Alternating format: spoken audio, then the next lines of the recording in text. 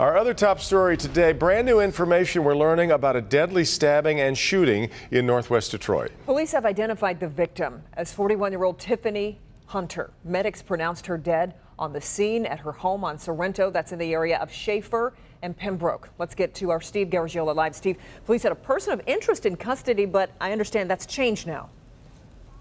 Yeah, well, Kimberly, that has changed, which leaves this an investigation with still an awful lot of questions. Just a horrible tragedy, what happened this morning in this home behind me.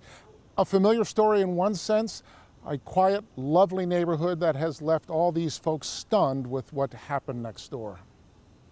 The victim is 41-year-old Tiffany Hunter.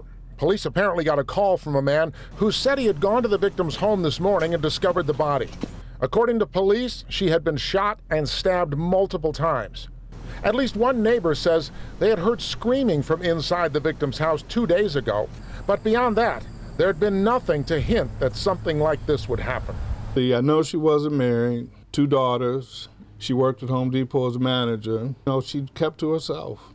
This real nice woman stayed to herself. Police briefly took a man into custody this morning, described as an ex-boyfriend, who police called a person of interest. He was interviewed and has been released. The victim had apparently told friends that she feared the man. So it's kind of a shock to us that this has happened. Now again, this doesn't mean this person is of interest no longer. They released that person, so this investigation is still in the early stages. Police not giving us much more in the way of details. Kimberly, Devin, back to you. So I guess that means they don't have a motive either if they're not giving too many details, Steve. Well, whether or not they have one, they're not telling us. Again, this person of interest did have a relationship with the victim, so it could be a function of not having evidence. It could be he has nothing to do with it, but police not sharing that. It's still early. Okay, keep us posted, Steve. We appreciate it.